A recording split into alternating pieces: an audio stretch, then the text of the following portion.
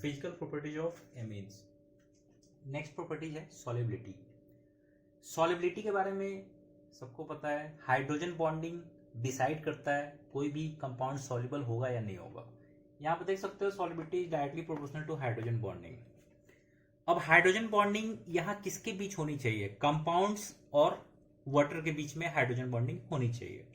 यहाँ पे देखो, lower aliphatic amines can form hydrogen bonds with water molecules. अगर ये lower aliphatic amines hydrogen bonding water के साथ करता है तो ये सॉल्युबल होगा।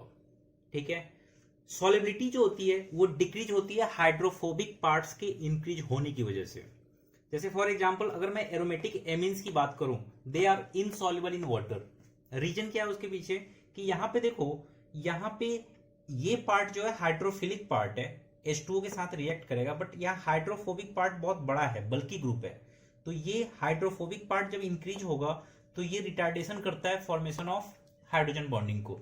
That's why aromatic amines soluble नहीं होते हैं, वाइल लोअर एलिफेटिक एमीन्स जो है वो सॉल्युबल होता है, क्योंकि इसमें हाइड्रोफोबिक पार्ट जो है काफी स्मॉलर होता है। नोट डाउन करो।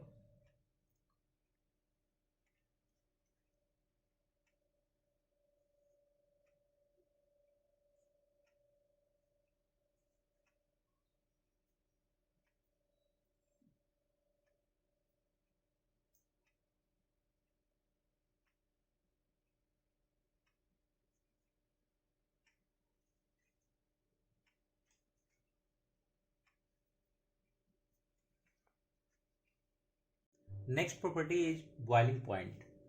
Boiling point intermolecular force of attraction पे डिपेंड करेगा। और देख सकते हो एमीन में इंटरमोलिकुलर फोर्स ऑफ अट्रैक्शन कौन सा होगा? हाइड्रोजन बॉन्डिंग, क्योंकि इसके पास नाइट्रोजन है और नाइट्रोजन और हाइड्रोजन के बीच में हमेशा हाइड्रोजन बॉन्डिंग होती है। यहाँ पे देखो, amines intermolecular hydrogen bond form करेंगे, ड्यू टू दैट इनका बॉइलिंग पॉइंट्स क्या होता है? हाई। अब हमें ये देखना है कि एक्सटेंट ऑफ हाइड्रोजन बॉन्डिंग कैसे डिसाइड करते हैं। देखो, अगर मैं यहां पे एग्जांपल लेता हूं प्राइमरी एमीन्स का, तो प्राइमरी एमीन्स के पास 2 हाइड्रोजन है और ये दोनों हाइड्रोजन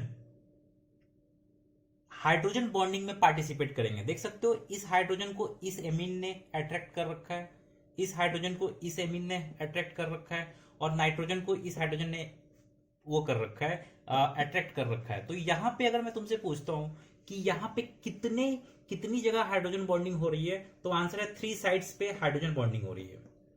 ठीक है, क्योंकि इसके पास 2 हाइड्रोजन थे, एक नाइट्रोजन था, 3 साइड्स पे हुआ।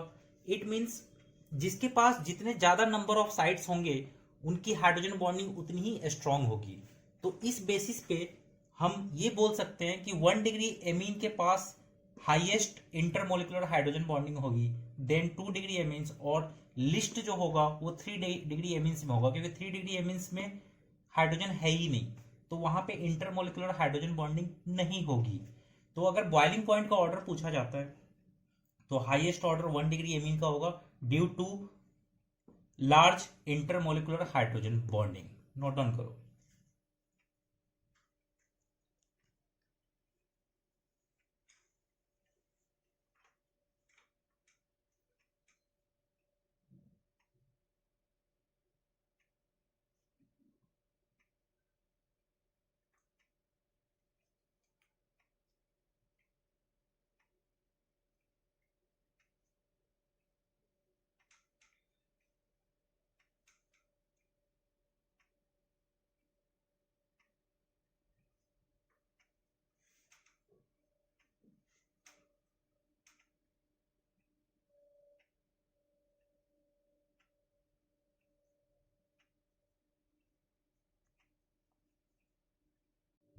Diazonium salt. Diazonium salt haloalkanes में भी अपियर हुआ था। पहले देखते हैं प्रिपरेशन। याद होगा, एनिलीन से एनिलीन पे NaNO2 प्लस HCl टेम्परेचर होना चाहिए 273 टू 278 केल्विन। रिएक्ट कराते हैं, ये डायजोनियम सॉल्ट बनाएगा N2Cl-। अब ये जो कंपाउंड बन रहा है ये अनस्टेबल कंपाउंड होता है। अनस्टेबल बोलने का मीनिंग ये नहीं कि खुद से ब्रेक हो जाएगा। अनस्टेबल होने का मीनिंग है कि जब किसी न्यूक्लियोफाइल ने अटैक करा तो ये ब्रेक कर जाएगा, और ये हमेशा जब ब्रेक होता है तो नाइट्रोजन गैस बाहर निकलेगी, यहां से Cl- बाहर चला जाएगा, और जो इनकमिंग न्यूक्लियोफाइल होगा वही इसके हेड पे अटैच्ड होगा। अब देखो अपने पास एग्जांपल के लिए CuCl KCl, इसने Cl माइनस न्यूक्लियोफाइल जनरेट किया है। ये न्यूक्लियोफाइल यहां से Cl माइनस बाहर जाएगा, N2 बाहर जाएगा और ये Cl यहां अटैच्ड होगा, कंपाउंड बनेगा क्लोरोबेंजीन, N2 बाहर चला गया। इस रिएक्शन को नेम देते हैं सैंडमियर रिएक्शन। सेकेंड है copper powder in presence of HCl। देखो ये कॉपर पाउडर है, ओनली Cu लिखा हुआ है, मींस कॉपर पाउडर है। अगर कॉपर पाउडर का यूज किया है तो naming of this reaction will be Gattermann reaction. इसमें फिर से वही बात है, कौन सा न्यूक्लियोफाइल है इसके पास, Cl माइनस, N2 बाहर जाएगा, Cl, इस Cl को तो बाहर जाना ही जाना है, ये Cl यहां अटैच्ड हो जाएगा, तो अपने पास ये कंपाउंड बना। अब बात करते हैं, अगर हमने डाइजोनियम सॉल्ट को Ki के साथ रिएक्ट कराया, Ki में न्यूक्लियोफाइल है I माइनस, यानी इसके हेड पे I लगेगा, देखो यहाँ I लग रहा है, आयोडोबेंजीन। नाइट्रोजन बाहर जाएगा, Cl बाहर जाएगा, Cl जो बाहर गया वो K के साथ मिलके KCl फॉर्म कर रहा है। तो जब किसी भी वीक न्यूक्लियोफाइल से भी जब तुम रिएक्ट कराओगे तो N2 यहां से बाहर जाना ही जाना है, क्योंकि ये अनस्टेबल, अनस्टेबल का मीनिंग है थोड़े टाइम, थोड़े अनस्टेबल का मीनिंग हुआ कि वीक न्यूक्लियोफाइल भी अगर अटैक करेगा तो ये यहां से बाहर चला जाएगा। अब बारी आती है HbF4 की। देखो इसके पास F माइनस न्यूक्लियोफाइल है, तो ये इन सबको रिमूव करके इसके ऊपर फ्लोरीन अटैच करेगा। देखो यहाँ फ्लोरीन अटैच हो रहा है, नाइट्रोजन बाहर गया N2, ठीक है, Cl बाहर गया, इस H के साथ मिक्स हुआ HCl और रिमेनिंग पार्ट है BF3। इसको नोट डाउन करो।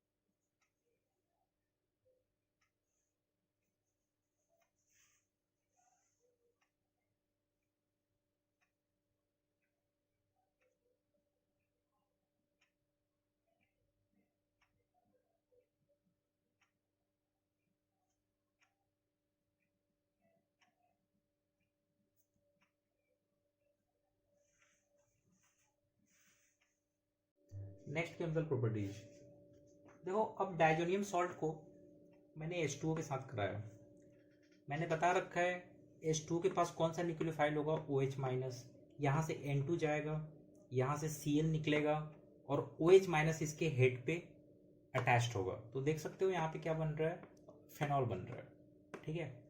बट दो ऐसे यहाँ पे न्यूक्लियोफाइल्स हैं जिससे क्या बनेगा तुम डिसाइड नहीं कर सकते, ये भी तुम्हें याद रखना पड़ेगा।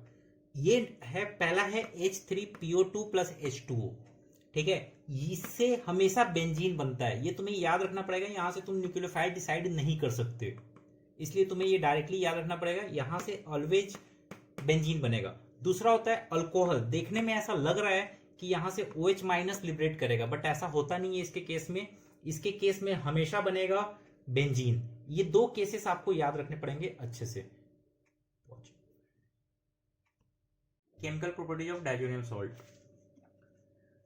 नेक्स्ट प्रॉपर्टीज में मैंने H2O के साथ रिएक्ट कराया। H2O के पास में दो पार्ट्स होंगे, H plus OH minus, means ये कौन सा न्यूक्लियोफाइल जनरेट कर रहा है, OH माइनस।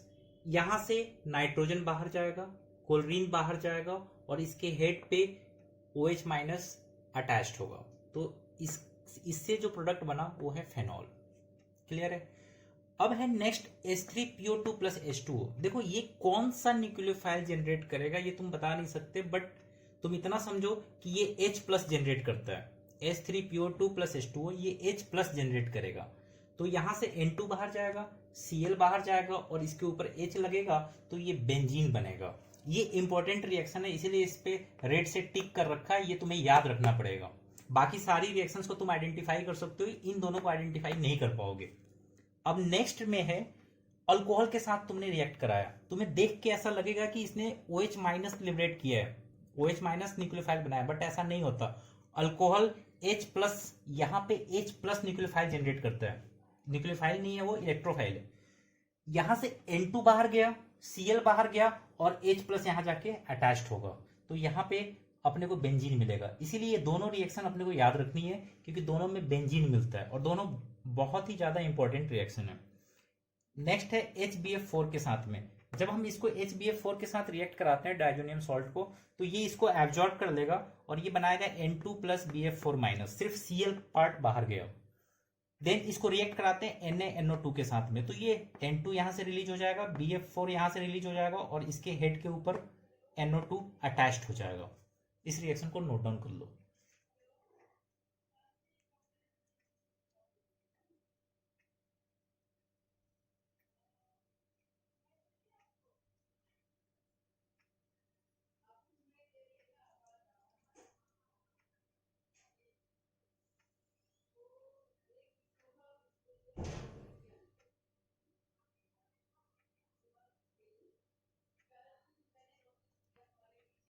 कपलिंग रिएक्शंस, देखो कपलिंग रिएक्शन डायजोनियम सॉल्ट और फेनॉल के बीच होती है, डायजोनियम सॉल्ट और एनिलीन के बीच होती है। बस दो ही के साथ हमें कपलिंग रिएक्शन पढ़ना है।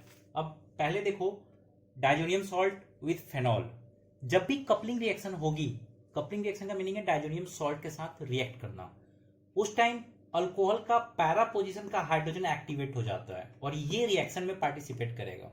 तो देखो यहाँ पे हाइड्रोजन ने क्लोरीन के साथ बॉन्ड बनाया और ये इन प्रेजेंस ऑफ बेस होगा, तो हमारे पास ये कंपाउंड बन के बाहर आया। इस कंपाउंड का जो कलर है वो ऑरेंज डाई है, ठीक है। इसीलिए ये इंपॉर्टेंट होता है कि अल्कोहल के साथ जब भी फेनॉल के साथ में रिएक्ट करेगा तो किस कलर का डाई फॉर्म करता है। यहाँ पे ये कलर याद होना चाहिए कि ऑरेंज डाई है। और हमेशा ये भी बात याद रहे कि हाइड्रोजन पैरा पोजीशन का हाइड्रोजन एक्टिवेट होता है रिएक्शंस के लिए। सिमिलरली अगर मैं रिएक्शंस विथ एनिलीन करूं, देखो ये एनिलीन है, इसके पैरा पोजीशन का हाइड्रोजन एक्टिवेट होगा, ये डायजोनियम सॉल्ट के क्लोरीन के साथ रिएक्ट करेगा और रिएक्ट करने के बाद ये कंपाउंड बनाएगा। इस कंपाउंड का जो कलर है वो येलो है, ये येलो डाई है, इसका कलर याद होना चाहिए, एग्जाम में इसका कलर इंपॉर्टेंट होता है। यहाँ पे एनिलीन एक बेस है तो reaction in presence of acid होगी, फेनॉल एक एसिड है तो reaction in presence of base होगी। बहुत ही ज्यादा इंपॉर्टेंट रिएक्शंस है ये सब, कपलिंग रिएक्शंस। हमेशा याद रहे फेनॉल के साथ और एनिलीन के साथ ही होती है, दोनों के कलर्स याद होने चाहिए, नोट डाउन करो।